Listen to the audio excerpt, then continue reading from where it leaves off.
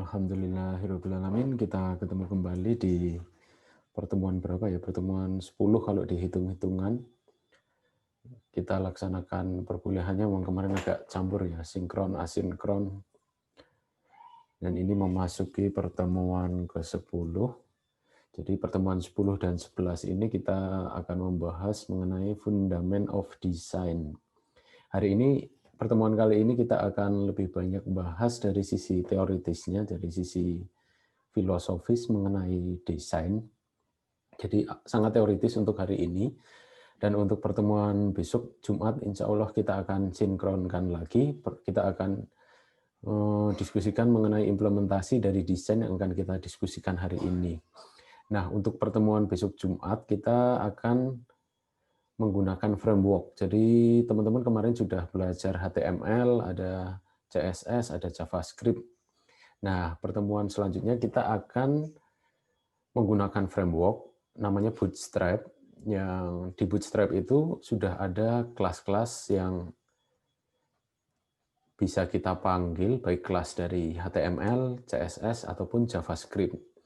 Oke, jadi diharapkan meskipun besok teman-teman menggunakan framework, nanti sangat mudah teman-teman ketika bikin layout, bikin desain tampilan user interface, nanti menggunakan Bootstrap akan sangat gampang. Nanti teman-teman bisa bikin desain-desain website yang sangat bagus. Namun, saya harapkan meskipun teman-teman besok akan mulai mempelajari Bootstrap, diharapkan ke depannya ketika teman-teman nanti mengembangkan website untuk tugas besar teman-teman, nanti diharapkan teman-teman juga memahami apa yang sudah dipelajari sebelumnya menggunakan HTML, CSS, JavaScript. Seperti itu. Jadi meskipun ada cara yang cepat menggunakan framework, diharapkan teman-teman juga paham maksudnya dari apa ya, kelas-kelas yang nanti dipanggil menggunakan Bootstrap. Karena nanti menggunakan Bootstrap sangat mudah sekali, teman-teman tinggal manggil aja. Pengen CSS-nya, teman-teman tinggal panggil kelasnya saja, pengen JavaScript-nya, teman-teman tinggal panggil aja dari Bootstrap, seperti itu. Nah, dua pertemuan ini insya Allah akan kita gunakan untuk pokoknya kita bahas desain lah ya, finishing desain untuk minggu ini. Karena mulai minggu depan kita sudah mulai masuk ke database, dan juga ada bahas setelah itu mulai back end. Jadi kita mulai diskusi PHP. Oke, jadi insya Allah minggu ini selesai untuk masalah desain. Oke, sebenarnya materinya akan saya bahas cepat. Semoga tidak ada kesalahan lagi, tidak sign out lagi ya. Kalau sekali lagi sign out mungkin silahkan teman-teman boleh presensi, nanti akan saya berikan materinya berupa video saja. Jadi teman-teman bisa mengakses setelah itu ketika internet di tempat saya stabil. Padahal saya ngajar dari pagi tadi stabil terus, ini siang hari kok tidak stabil, kemungkinan VPN dari UI sedang bermasalah. Oke, teman-teman, kita mulai masuk ke pembahasan. Jadi inti sari dari desain adalah konten. Jadi apapun, teman-teman nanti belajar di bidang apapun, intinya itu sebenarnya adalah konten atau informasi. Teman-teman mau di IT-nya itu sendiri, atau teman-teman nanti di bidang apapun yang di luar IT, yang penting adalah kontennya. Maksudnya apa? Sampai ada istilah yang mengatakan konten adalah raja, gitu kan? Content is king. Ini adalah konsep dasar dari desain. Teman-teman belajar desain, baik desain visual ataupun desain yang digital, maksudnya desain yang digital ataupun yang konvensional, yang tidak digital, nanti pasti akan menemukan konsep seperti ini. Konten adalah raja. Maksudnya apa? Jadi ketika kita bicara aplikasi, teman-teman fokusnya di sini misalnya untuk user interface-nya, kan intinya ingin menampilkan informasi. Nah, informasi yang ingin ditampilkan tuh bagaimana pengguna dapat memahami informasi yang disajikan. Intinya itu. Nah, desain posisinya di mana? Desain kan hanya untuk menampilkannya kan. Jadi, oke lah kita belajar HTML, CSS, dan JavaScript. Namun, ketika teman-teman misalnya menggunakan HTML-nya sangat bagus, CSS-nya sangat bagus, JavaScript-nya sangat bagus, itu semua kan percuma ketika informasi yang ditampilkan nggak bisa ditangkap oleh pengguna.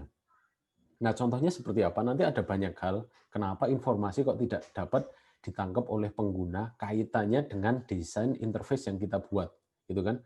Nah, nanti ada beberapa indikator seperti font misalnya. Ini contoh aja ya. Font terlalu kecil.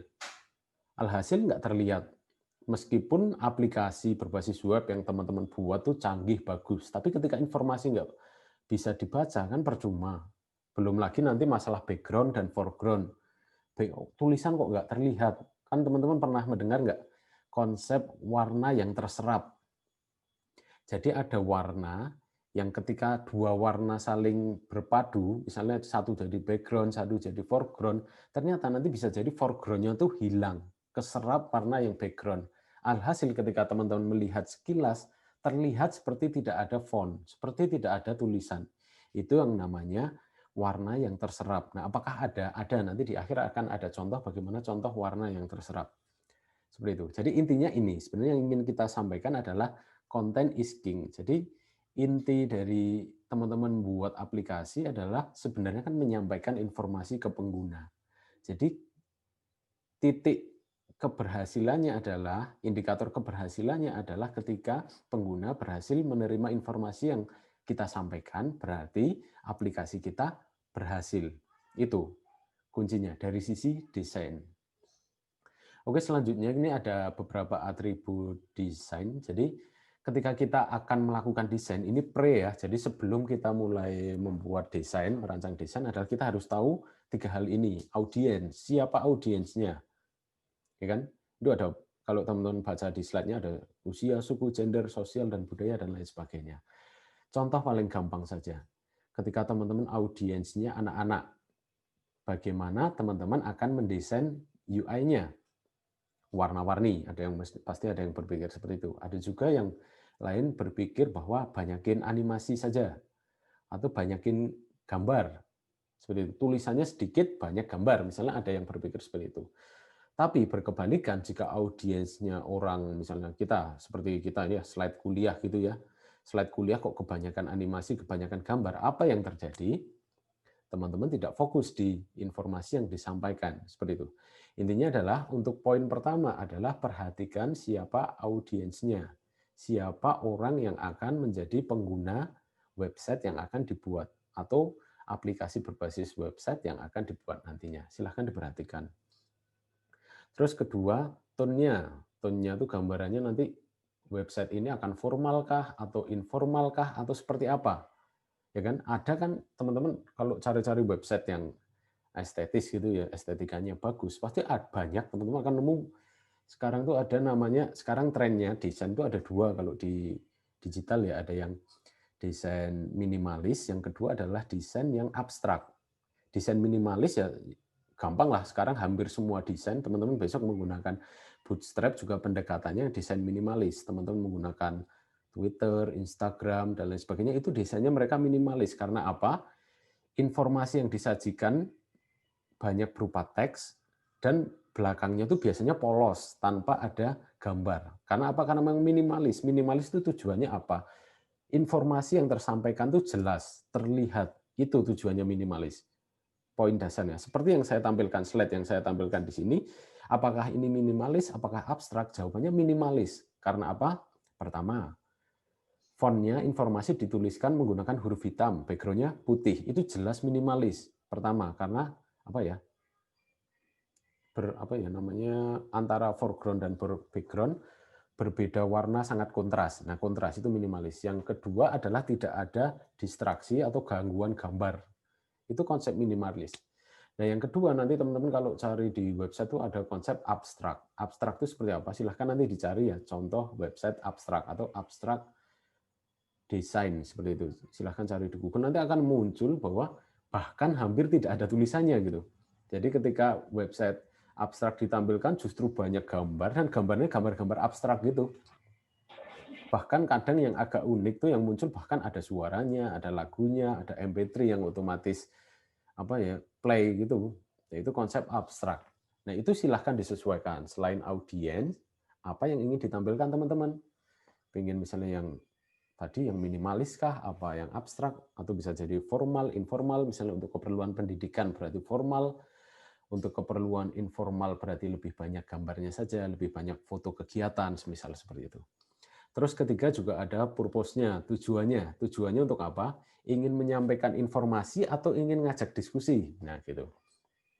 Kalau ingin menyampaikan informasi, ya jelas saja, silahkan tampilkan informasi sebanyak-banyaknya yang dapat diakses pengguna. Kalau komunikatif berarti kan kita ingin diskusi. Nah, itu contoh-contoh yang ada di media sosial misalnya. Jadi di media sosial kan kita tidak ingin hanya menyampaikan informasi. Di situ ada dua yang mengakomodasi, ada misalnya like atau suka atau komen. Itu kan sebenarnya mengarahkan kita untuk berkomunikasi dua arah. Jadi antara si penyedia informasi ingin ditanggapi oleh si pembaca itu sendiri. Jadi silahkan diperhatikan untuk atribut desainnya nanti pengen seperti apa.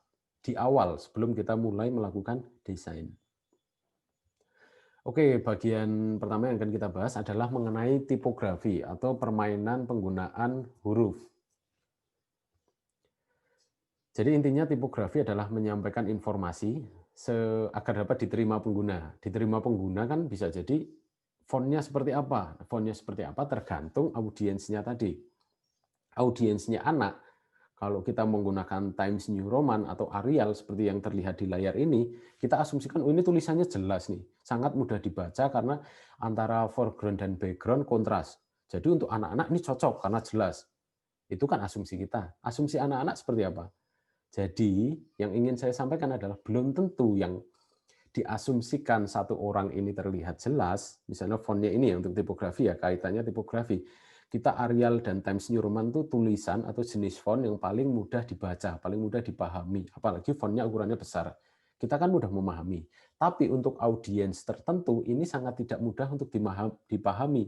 Tidak mudah dipahami itu bisa jadi karena tidak menarik mereka, bisa jadi seperti itu. Untuk anak-anak misalnya enggak Times New Roman, misalnya font yang biasa digunakan untuk komik, misalnya Comic Sans, jadi agak lentur tulisannya, tidak ada siku-siku di ujung tulisan. Itu sangat relevan untuk mereka. Jadi permainan tipografi juga merupakan salah satu bagian yang paling penting dalam desain user interface. Oke, selanjutnya ada spesifikasinya. Pertama ada klasifikasi font. Seperti apa ini sekilas saja. Jadi teman-teman kalau buka font baik di di Microsoft Word atau di aplikasi desain misal Corel atau Adobe Photoshop pasti akan sering menemui jenis-jenis font seperti ini, ada banyak. Ternyata ketika teman-teman klasifikasikan dari yang banyak font itu, ketika diklasifikasikan itu sebenarnya bisa diklasifikasikan menjadi 4 jenis font utama.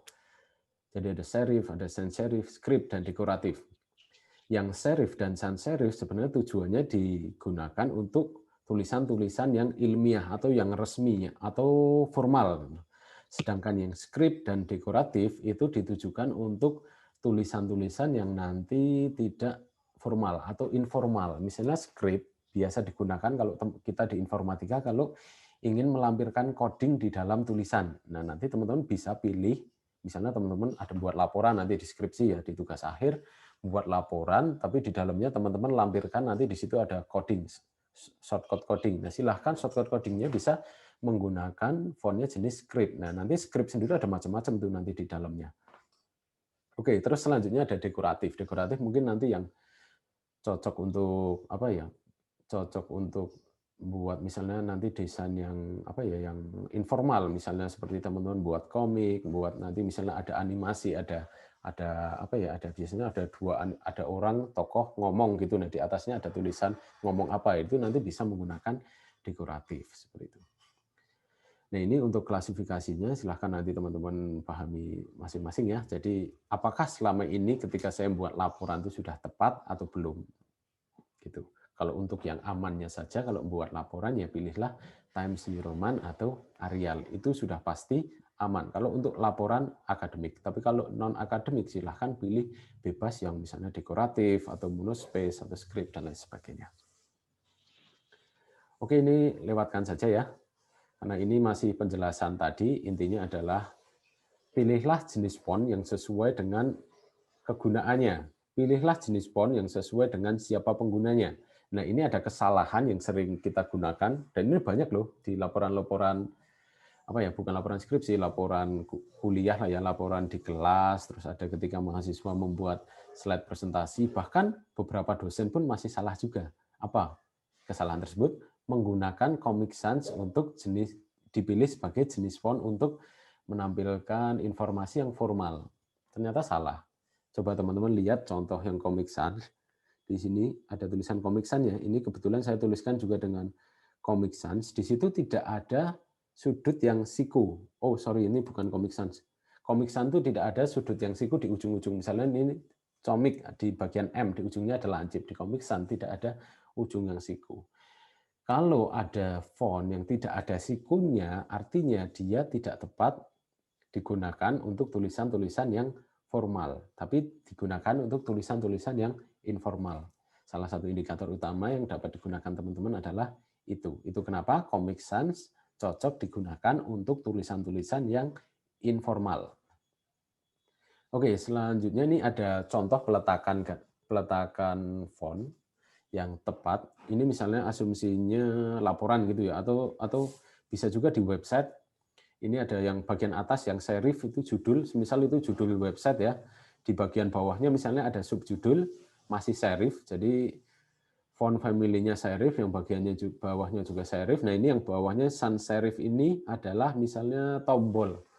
Saya berikan garis tegak lurus itu untuk mengindikasikan bahwa perbedaan tombol navigasi. Jadi menggunakan sans serif, untuk konten dan isi informasinya menggunakan sans serif, untuk footernya sans serif. Jadi untuk tulisan yang formal, contohnya di sini untuk website yang formal, lebih banyak menggunakan sans serif. Cuman hanya nanti yang membedakan adalah permainan ukuran font saja. Nah, ukuran fontnya seperti apa?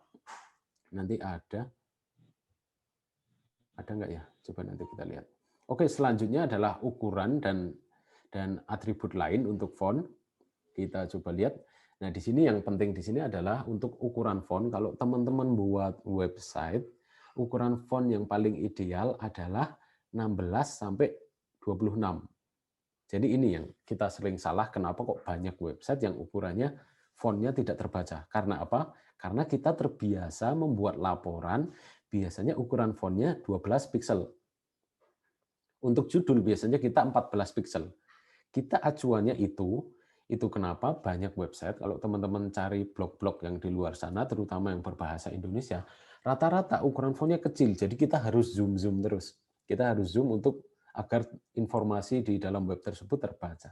Karena apa? Kita sering terkecoh bahwa laporan 12 pixel, kita ketika membuat informasi di website, akhirnya kita buat 12 pixel juga. Padahal ada namanya standarnya saya lupa, ada untuk website itu ada standarnya, standar desain gitu. Ada nanti kalau ingat insya Allah saya lampirkan di pertemuan selanjutnya. Jadi ada standar bahwa untuk ukuran font itu 16 sampai 26 pixel. Kurang dari 16 sulit untuk dibaca, lebih dari 26 juga nggak bagus secara tampilan. Estetikanya nggak bagus karena fontnya terlalu besar. Menyulitkan juga nanti kalau kita bukanya lewat HP, 26 pixel, kita bayangkan ukurannya seperti apa. Nah ini ternyata ada tadi yang kita sampaikan, jadi untuk menampilkan website buka lebih ke apa ya, kalau kita sudah bisa menentukan di awal ini webnya nanti formal atau informal, kita sudah menentukan font family-nya apa, selanjutnya adalah permainan ukuran. Yang paling besar adalah apa? Untuk judul. Judulnya adalah 300% dari body. Body di sini adalah informasi maksudnya, bukan body dalam artian HTML ya. Body isi dari informasi, yang di sini isinya isi informasi dari konten web menggunakan font bla bla bla. Nah, itu adalah body. Artinya judul 300% dari ukuran bodinya. Kalau misalnya informasinya ukurannya 16 pixel, berarti judulnya 300% dari 16 pixel. Untuk kalau ada subjudul, kalian bisa tambahkan 150% dari body. Artinya tetap masih lebih besar dari body, tapi lebih kecil dari judul. Nah, selanjutnya untuk tombol navigasi ukurannya sama dengan body. Yang membedakan hanya mungkin nanti desainnya ya. Karena tidak boleh juga nanti kalau teman-teman mendesain, hal yang paling sering kesalahan yang dilakukan ketika mahasiswa tugas akhir, ketika membuat aplikasi adalah tidak bisa dibedakan antara tombol dan informasi. Itu yang kesalahan krusial. Jadi kenapa dikatakan kesalahan krusial? Ya karena gampang aja. Ada tombol tapi kita nggak tahu kalau itu tombol. Akhirnya kita bingung. Ini setelah ini yang mau saya klik mana? Oh ini toh. Oh ini ternyata tombol. Saya nggak tahu kalau ini tombol. Nah itu yang jadi permasalahan. Jadi kalau secara font, jenis font, dan ukuran font boleh sama dengan informasi, namun teman-teman harus dapat membedakan mana yang tombol, mana yang informasi. Misalnya, contoh di sini saya perlihatkan untuk memberikan ilustrasi ke teman-teman adalah, misalnya ukurannya sama-sama 16 pixel, tapi untuk navigasi, untuk tombol dibuatkan misalnya uppercase, jadi ukurannya besar semua, atau semisal nanti diberikan garis bawah, atau nanti kalau teman-teman yang jago desain misalnya dibuat apa ya, ada sedikit bayangan di belakang tombol tersebut, misalnya seperti itu. Oke, terus bagian paling bawah adalah footer. Untuk footer atau biasanya copyright-nya untuk siapa gitu ya. Copyright dari informasi yang ada di website tersebut itu dimiliki siapa. Itu ukurannya 75% dari body. Misalnya informasi isi besarnya fontnya 20 pixel, untuk footernya, copyright-nya ukurannya berarti 15 seperti itu. Oke, ada leading juga, ini fokusnya ke jarak antar baris atas dan baris bawahnya. Gampangnya adalah untuk persentasenya adalah 120% sampai 150%, atau teman-teman kalau di Microsoft Word ada line height ya, untuk jarak antar baris. Nah, itu standarnya di website sama dengan standar di laporan. Kalau teman-teman buat laporan formal atau laporan skripsi, yaitu 1,5. Oke, terus ada juga faktor-faktor lain atau atribut-atribut lain yang teman-teman bisa gunakan, misalnya ketebalan huruf di bold untuk menandakan apa?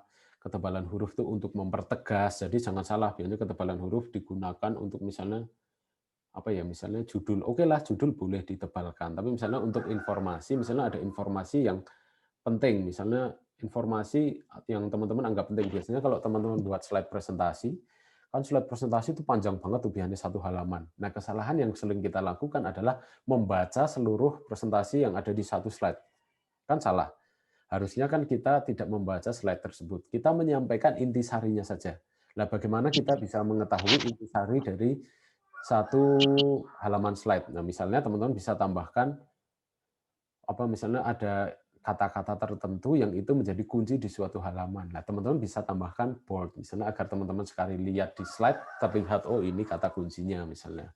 Seperti itu. Atau misalnya underline, garis bawah, itu juga bisa digunakan untuk mempertegas, atau misalnya garis miring untuk huruf asing, atau untuk mengindikasikan bahwa itu nama merek, atau menggunakan itu kalau itu titel, dan lain sebagainya.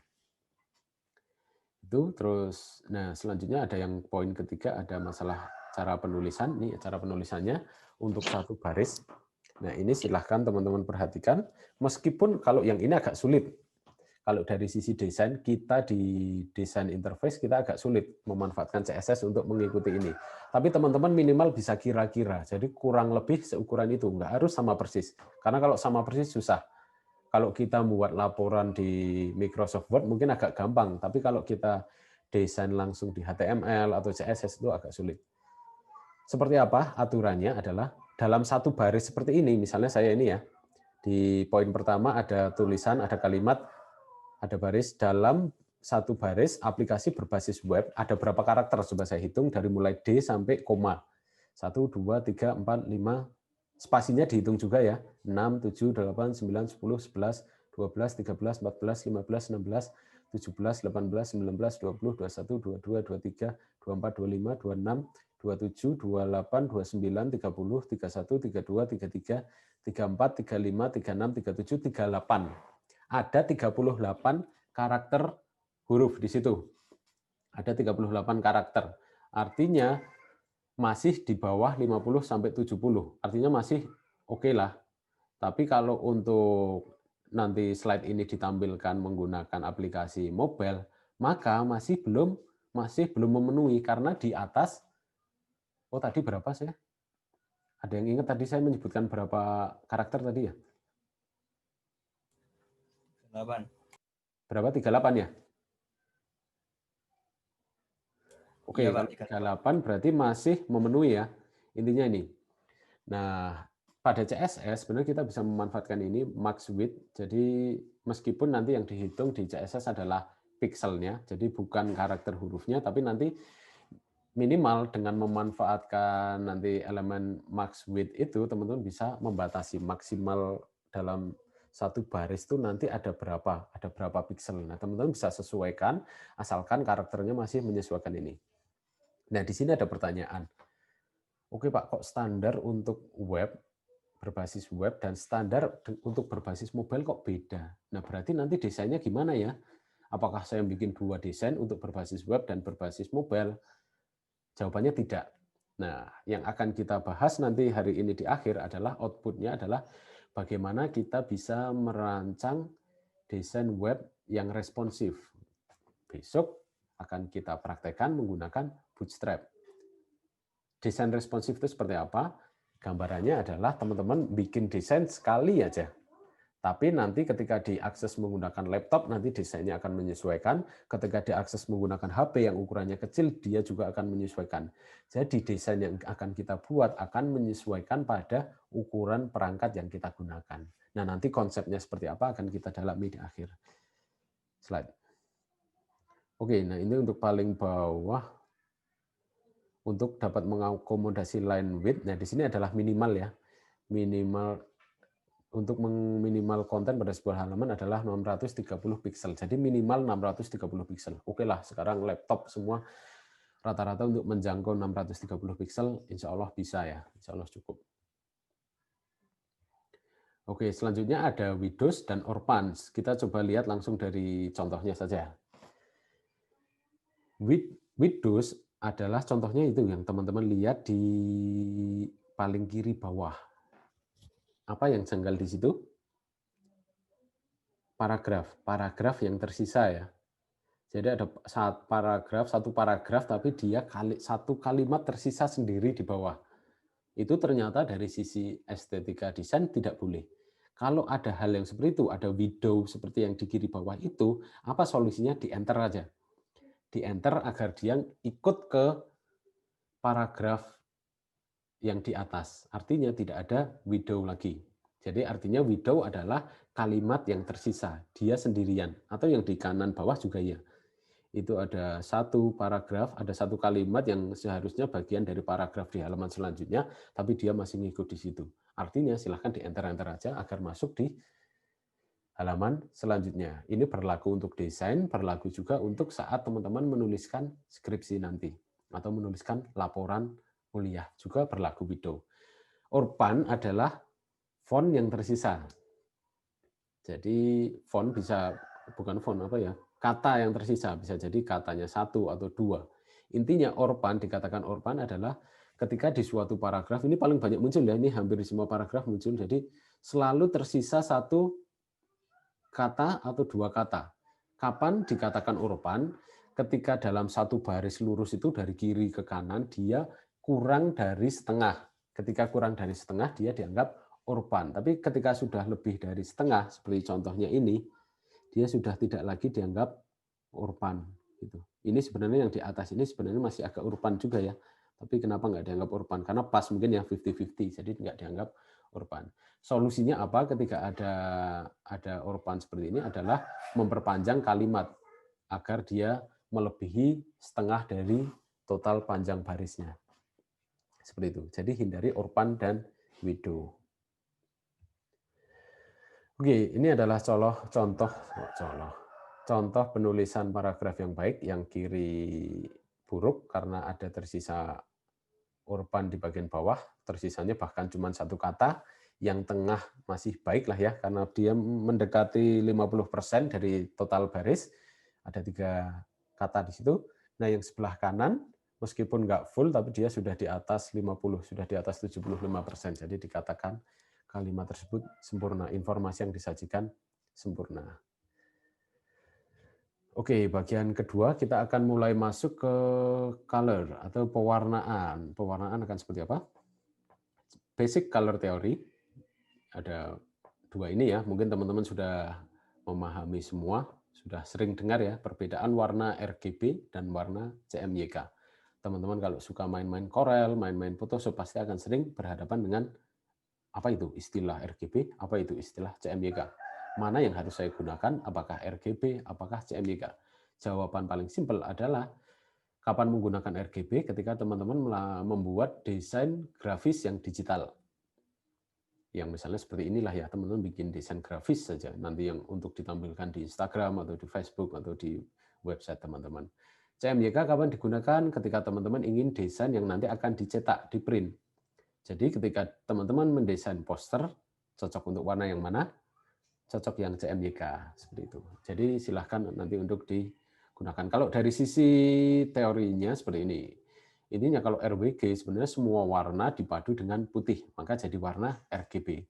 Sedangkan CMYK semua warna dipadu dengan warna hitam. Itu kenapa menjadi CMYK. Tapi kalau dari sisi implementasi, gampangnya RGB digunakan untuk grafis digital, sedangkan CMYK untuk percetakan. Itu saja simpelnya. Oke, untuk color skemanya sendiri, ini ada filosofinya. Merah untuk kegembiraan, semangat, oranye untuk kehangatan, kuning optimisme kreativitas, hijau alam, kesehatan, biru stabilitas, keyakinan, dan lain sebagainya. Itu adalah filosofi warna. Ada juga filosofi warna, ada juga filosofi organisasi yang jangan dilupakan. Misalnya teman-teman nanti diminta untuk buat sistem yang ada di UI gitu kan banyak kan sekarang mahasiswa kan sistem-sistem yang di UI kan banyak juga yang bikin sebenarnya mahasiswa UI hanya dilibatkan bareng dengan dosen gitu banyak. Nah, ketika teman-teman nanti bikin website atau sistem informasi yang ada di UI, sesuaikan filosofi organisasi. UI warnanya apa? UI dominan biru, ada putih dan kuning. Dominannya apa? Biru dan putih.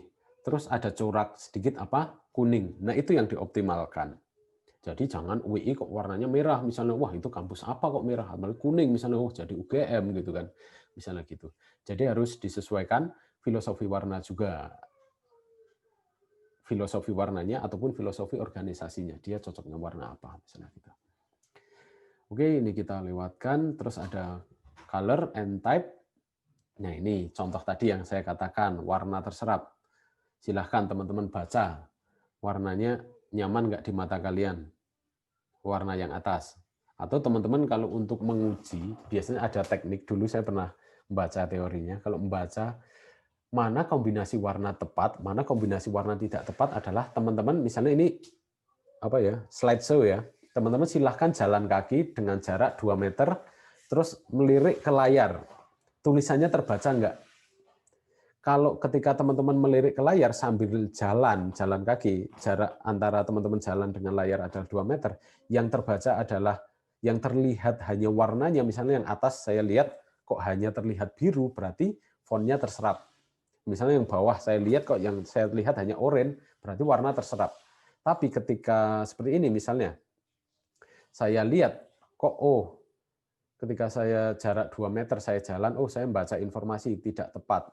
Yang bawah juga tidak tepat yang saya baca. Berarti fontnya bisa terbaca. Artinya fontnya tidak terserap, beda dengan yang ini.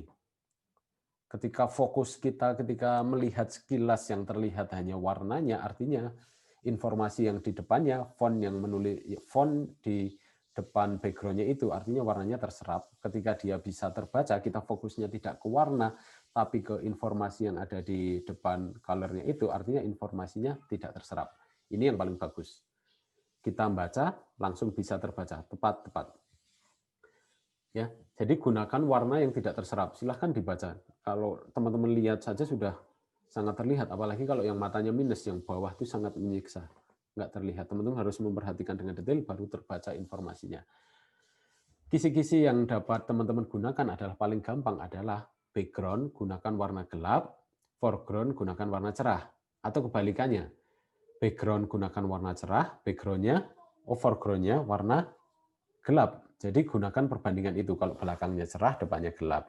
Kalau belakangnya gelap, depannya cerah. Itu contoh penerapan yang paling ideal. Itu kenapa warna putih dan warna hitam digunakan sebagai standarisasi standar desain minimalis ya. Karena apa? Putih, kalau teman-teman menggunakan standar kode yang pakai crash itu kan FFFFF ya. Itu warna yang paling cerah. Hitam, kalau teman-teman menggunakan kode itu adalah 00000. Artinya dia adalah warna yang paling gelap. Dua warna itu antara putih dan hitam adalah dua warna yang paling kontras dari semua warna. Satu yang paling terang sekali, satu yang paling gelap sekali. Jadi kombinasi antara paling cerah dan paling gelap. Jadi kalau teman-teman buat tampilan background-nya putih, depannya hitam pasti akan terlihat, atau background-nya hitam depannya putih juga pasti akan terlihat, karena itu kontras yang sempurna. Seperti itu. Oke, ini juga tepat.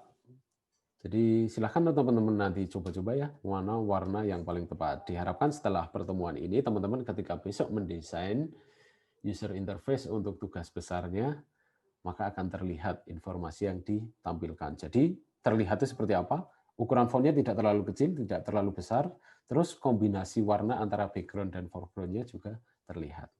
Ini contoh-contohnya. Oke, bagian ketiga adalah layout.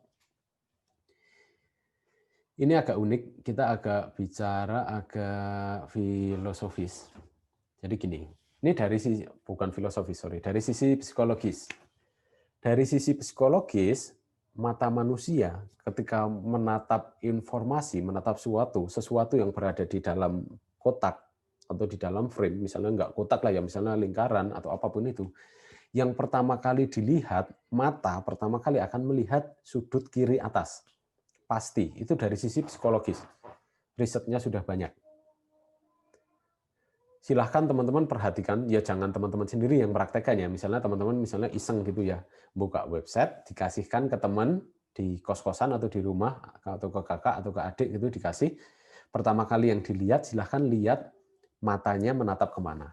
Pertama kali pasti yang akan ditatap kiri atas. Itu psikologi manusia.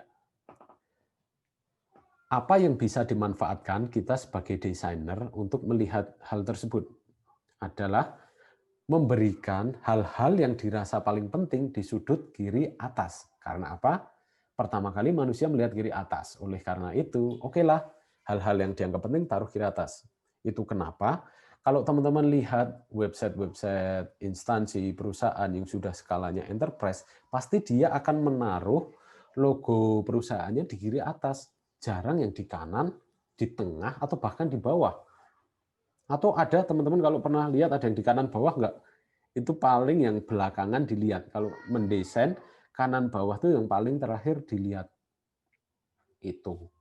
Jadi seperti itu. Jadi silahkan dimanfaatkan hal-hal yang dirasa penting, taruhlah di kiri atas.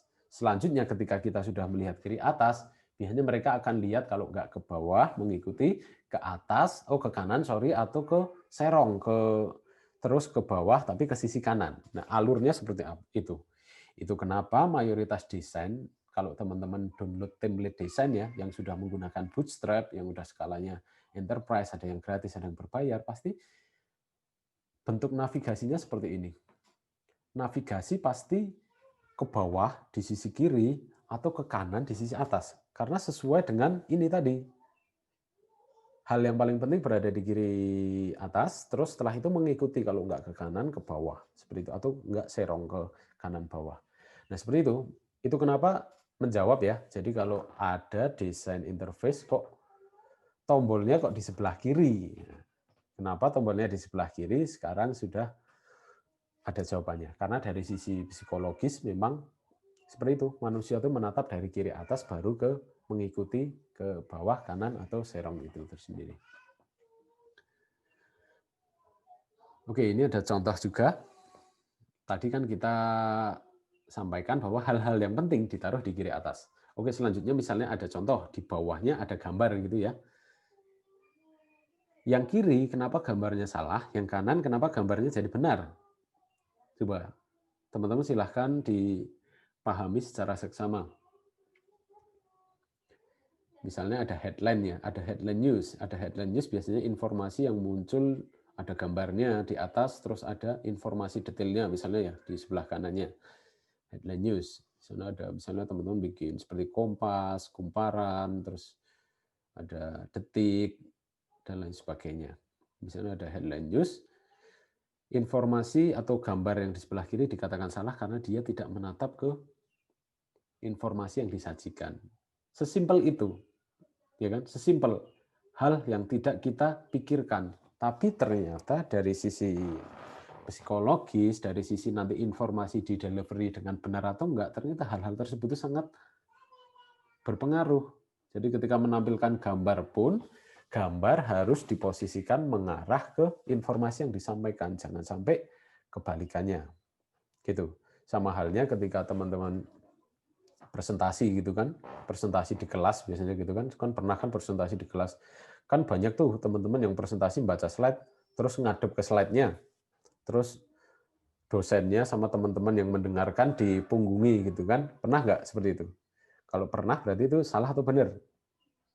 Salah. Karena informasi slide yang teman-teman sampaikan di slide itu kan cuma informasi yang ingin disampaikan. Nah, audiennya sebenarnya yang disasar, yang ingin disasar agar dapat menerima informasi yang disampaikan itu siapa? Audiens kan. Artinya teman-teman seharusnya ketika menyampaikan informasi hanya sesekali melirik ke layar, tapi ketika menyampaikannya silahkan disampaikan ke audiensnya. Jadi mata dan posisi badan harus selalu mengarah ke audiens. Nah, contoh seperti itu. Ini hal-hal psikologis yang sangat penting dan jangan disepelekan. Karena apa? Saya berikan gambaran bagi teman-teman yang suka dengan bidang user experience atau bidang user interface, apa yang harus dipelajari? Kan ada yang bertanya gitu, karena kita kan nggak ada mata kuliah mengenai UX ya. Tapi anehnya, skripsi kita, tugas akhir kita, mayoritas akhir-akhir ini temanya UX, gitu kan? Kan agak lucu. Artinya mahasiswa harus belajar dari awal lagi. Jadi kalau teman-teman suka dengan tema UX, apa pertama yang harus dipelajari? Itu kan sering ditanyakan oleh teman-teman yang akan ngambil skripsi TA. Pertama saya selalu jawab gini, untuk mempelajari UX pertama yang harus dipelajari adalah psikologi. Kenapa? Ya karena seperti ini, UX itu yang dipelajari hal-hal seperti ini. Di mana masang logo, di mana masang tombol, ketika ada gambar tuh gambarnya harus diposisikan seperti apa, itu UX, user experience, pengalaman pengguna gitu. Dan ada satu lagi informasi yang pengen saya sampaikan, bahwa tahu nggak teman-teman ada yang suka dengan desainnya Apple nggak? Ada yang laptopnya Mac nggak?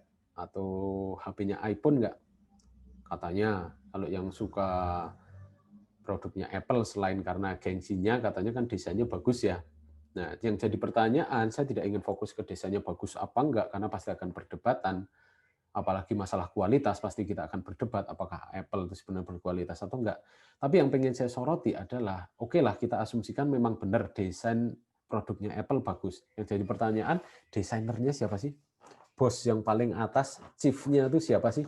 Yang mengepalai desain UX atau desain interface di Mac. Orangnya sekarang sudah pensiun, sudah nggak di Mac lagi, tapi sekarang masih dia sangat terkenal, risetnya sangat banyak. Juga ada webnya namanya apa ya? Ada webnya yang sudah dikunjungi sampai jutaan orang karena dijadikan referensi karena dia pernah bekerja di Apple sebagai konsultannya itu atau chief-nya desain itu, makanya dia sangat terkenal. Namanya adalah Don Norman. Kalau teman-teman pengen cari webnya namanya NN Group. Saya carikan, saya website lengkapnya lupa, tapi sebentar. Nah, silahkan kalau teman-teman yang tertarik tuh sudah saya tampilkan di chat, silahkan dicari di Google, pasti akan muncul artikel-artikel dari NN Group yang anggotanya sudah sangat banyak, artikelnya sudah sangat banyak. Yang sangat menarik dari Don Norman apa? Don Norman itu bukan lulusan informatika, bukan lulusan IT. Dia apa? Dia S1, S2, S3. Ketiga-tiganya jurusannya adalah psikologi. Tapi dia jadi master, ketua desainernya, atau maestro desainnya dari Apple. Itu yang membuat saya tertarik, dan teman-teman mungkin tertarik kalau yang tertarik di bidang UX. Kenapa tertarik? Karena ternyata ketika kita bicara aplikasi, apa yang membuat aplikasi sukses, apa yang membuat user experience dari aplikasi itu bagus, ternyata bukan hanya dari sisi teknis saja. Oh, codingnya bagus, aplikasinya bagus, oh ini menggunakan database-nya aman, dan lain sebagainya. Ternyata nggak cuma itu, tapi dari sisi psikologis ternyata sangat berpengaruh juga, bahkan sangat menentukan. Oke, ini adalah apa ya, untuk struktur saja ya. Jadi teman-teman nanti ketika bicara struktur nanti bisa seperti ini, dan rata-rata memang mayoritas struktur dari halaman web adalah logo ditaruh di kiri atas. Untuk navigasinya bisa jadi atas ke kanan atau bagian paling kiri ke bawah seperti itu. Nah, sekarang kita mulai masuk grading, grid. Tujuannya untuk apa? Ini hanya konsep saja. Nanti implementasinya di Bootstrap ya. tadi saya sampaikan di awal, jadi ada desain web responsif. Jadi web sekarang nggak bisa responsif ya. Teman-teman coba akses apa ya? Kompas.com, kumparan.com, dan lain sebagainya. Teman-teman akses menggunakan web, menggunakan laptop, pasti tampilannya akan melebar ya. Informasinya ada di kiri, ada di tengah, ada di kanan, ada di atas, ada di bawah, ada video, ada gambar, semuanya bercampur di situ. Tapi ketika teman-teman tampilkan menggunakan HP, menggunakan mobile, dia mengikuti nggak strukturnya? Mengikuti. Dia jadi informasinya nggak lagi ke kanan, tapi ke bawah. Ya kan? Yang jadi pertanyaan, seperti yang tadi sebenarnya sudah saya sampaikan, tidak lagi mengulang sedikit, ketika teman-teman mendesain yang seperti itu, bukannya teman-teman desain banyak, tidak mendesain dalam banyak, oh saya mendesain ini yang berbasis laptop, ini yang berbasis tablet 7 in, ini yang berbasis HP 4 inch. Ternyata enggak itu. Teman-teman hanya cukup mendesain sekali, tapi menggunakan konsep grading ini. Konsep grading adalah membagi satu halaman menjadi grid-grid kecil. Nah, nanti grid-grid kecil itu akan dipecah. Kita akan lihat contohnya ya. Nah, seperti ini panduan grading. Kalau teman-teman coba silahkan dihitung kotaknya ada berapa, 1, 2, 3, 4, 5, 6, 7, 8, 9, 10, 11, 12. Ada 12 grid. Ada 12 grid. Misalnya 12 grid, konsep utamanya gini. 12 grid ini saya ingin mendesain website dari baris yang paling kiri ini sampai ke baris yang paling kanan. Oke, nanti di dalamnya akan saya pecah menjadi 3 informasi, masing-masing 3. 1, 2, 3. Ada informasi 1 ini untuk navigasi, misalnya 3 awal. 3 kedua, 1, 2, 3. Untuk konten informasi, misalnya. Terus 1, 2, 3. Ada informasi kedua. Terus terakhir 1, 2, 3. Di sini misalnya ada iklan. Seperti itu. Nanti ketika ditampilkan website, nanti akan muncul berjajar seperti itu, ke kanan dan ke bawah. Nah, nanti ketika saya implementasikan menggunakan tablet, misalnya, nanti tablet hanya ukurannya 6 grid, artinya 1, 2, 3, 4, 5, 6. Berarti sini sampai sini ya, 6 grid. Di 6 grid, kalau teman-teman ingat, tadi ada apa? 1, 2, 3 ada navigasi, 1, 2, 3 ada isi. Artinya ketika saya tampilkan di tablet, yang muncul adalah cuma 2 kolom tadi. Kolom pertama adalah navigasi, kolom kedua adalah informasi. Oke, selanjutnya misalnya saya pengen gunakan HP, berarti cuma 3 grid. 1, 2, 3. Yang ditampilkan berarti apa? Hanya navigasi saja. Navigasinya nanti bisa jadi cuma di atas, tapi nanti drop down seperti itu. Terus bagian bawahnya tadi ada apa? Ada informasi kedua, ada iklan. Nanti jadi ke bawah. Itu konsep utama dari grading. Jadi di desain web responsif, syaratnya teman-teman harus memahami konsep grading ini. Konsepnya aja. Gitu. Untuk implementasinya nanti teman-teman akan dibantu di Bootstrap. Jadi sebenarnya Bootstrap itu sangat memudahkan, tapi agak melenakan karena membuat kita manja. Karena apa? Template-nya banyak banget.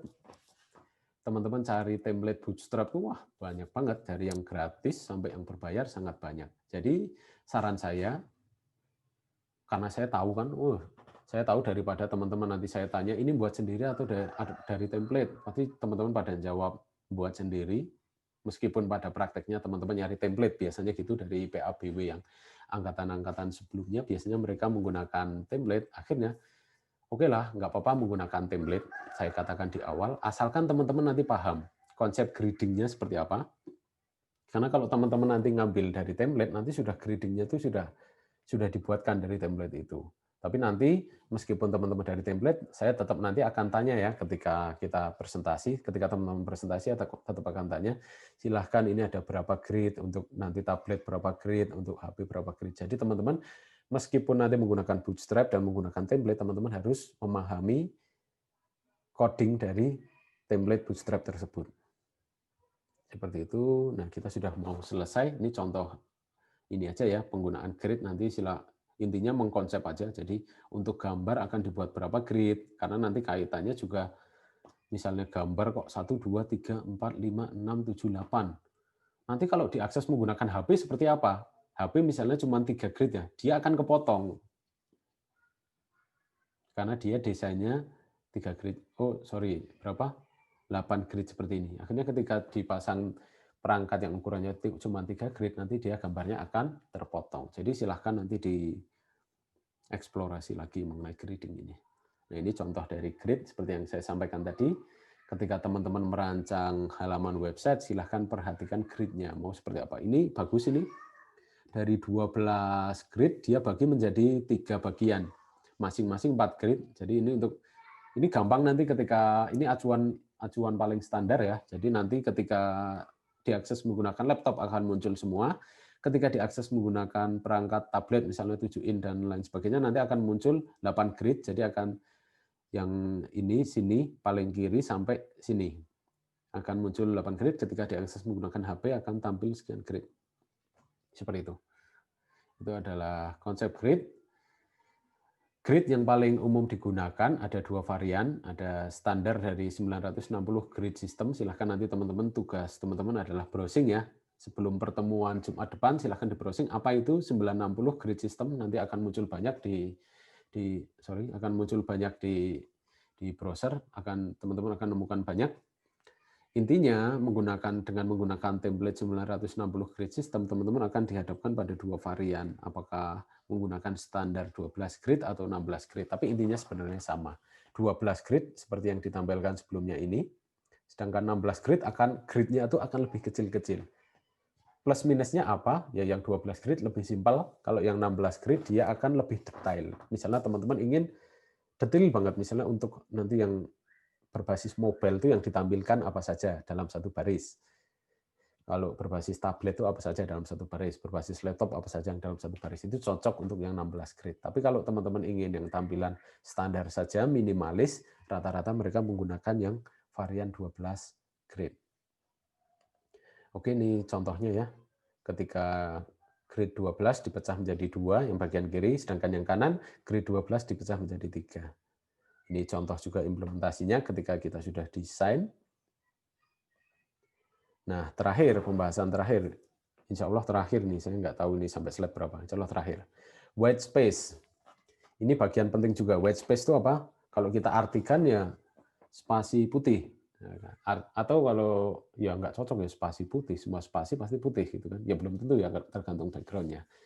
Tapi yang diartikan white space intinya adalah dia memberikan ruang kosong di antara informasi untuk apa? Untuk mata beristirahat, agar mata tidak terlalu capek. Misalnya contoh di halaman ini saja, teman-teman silahkan saksikan. White space-nya ada di mana? Ada di bawah ini. Di bawah informasi. Teman-teman, saya gerakan pointer terlihat ya? Kelihatan, Pak. Kelihatan ya? Jadi ini bagian bawah ini contoh white space. Kalau saya pengen, misalnya ini, saya kan slide-nya coba teman-teman lihat sampai 50 slide. Pak, ini sebenarnya bisa nih 25 slide saja asalkan dipadatkan. Ini kan banyak ruang kosong nih. Misalnya gitu. Ya bisa, sebenarnya bisa. Tapi tidak ada white space-nya. Terlalu padat. Artinya kita lihat slide, wah penuh tulisan. Lihat slide, penuh tulisan lagi. Artinya tidak ada mata buat istirahat. Dengan seperti ini, banyak white space. Misalnya ini di antara judul sampai ke informasi ada ruang kosong. Di sebelah kanannya juga kosong. Artinya secara psikologis, mata kita tuh lebih tenang ketika ada informasi yang buat mata istirahat. Jadi kita menatap layar tuh nggak tulisan terus, tapi ada kosongnya. Misalnya ini ada sampai sini, ada ruang kosong. Meskipun ini juga sebenarnya nggak boleh ya. Tadi orpan tadi ya, ada sisa satu kata tersisa. Tapi di sini kalau dari sisi white space ada kosong. Lanjut informasi selanjutnya kosong. Terus ketika kita membaca mengidentifikasi informasi, oke, agak sejuk, ada ruang bagi mata untuk beristirahat di sini di bagian bawah karena white space. Pertanyaannya adalah apakah white space selalu ruang kosong? Tidak, ternyata white space itu ya bisa berupa gambar. Contohnya seperti ini. Ini ada contoh halaman web, ada informasi ya, misalnya gambar ini kita contoh satu aja. Di sini ada gambar orang nyebur di kolam renang. Intinya informasinya kan yang pengen disampaikan itu, tapi di sebelah kiri ada gambar air, di sebelah kanan ada air. Sebenarnya kan itu untuk white space-nya. Jadi white space belum berarti hanya ruang kosong saja, tapi bisa jadi gambar yang mendukung saja. Misalnya informasi yang ingin disampaikan orang berenang, tapi di sebelah kiri kanannya ada ruang kosong. Itu bisa digunakan sebagai white space juga. Atau ini bagian bawahnya, ada informasi yang tidak relevan, yang ingin kita sampaikan, misalnya cuma news, ini bisa diklik. Event bisa diklik. Misalnya di sini ada informasi tapi nggak bisa diklik. Artinya itu bisa dianggap juga sebagai white space. Artinya ada informasi tapi nggak dibaca pun nggak apa-apa. Artinya kita nggak terlalu fokus di informasi tersebut. Ketika kita tidak terlalu fokus di informasi tersebut, itu dianggap white space karena tidak membebani mata kita untuk membacanya. Itu. Begitu halnya juga di sebelah kanan ini ada informasi mengenai berapa derajat suhunya ya, di sebelah kanannya ada kosong. Jadi white space bisa jadi black space ya artinya ya. Jadi white space itu apa ya, cuman istilah. White space belum tentu putih, belum tentu ruang kosong. Intinya adalah dengan white space, mata kita dapat beristirahat dari melihat informasi yang terlalu padat. Ini ya, contoh-contoh white space. Jadi teman-teman ketika mendesain, jangan terlalu padat merayap, berikan jarak antara informasi dan gambar, dikasih jarak, seperti itu. Oke, terima kasih teman-teman atas kehadirannya. Saya cukupkan sekian. Billahi taufik wal hidayah. Wassalamualaikum warahmatullahi wabarakatuh. Waalaikumsalam warahmatullahi Waalaikumsalam wabarakatuh. warahmatullahi wabarakatuh. Terima kasih, Pak. Terima kasih, Pak. Oke, sama-sama. Syukron, Pak. Ya. Terima kasih.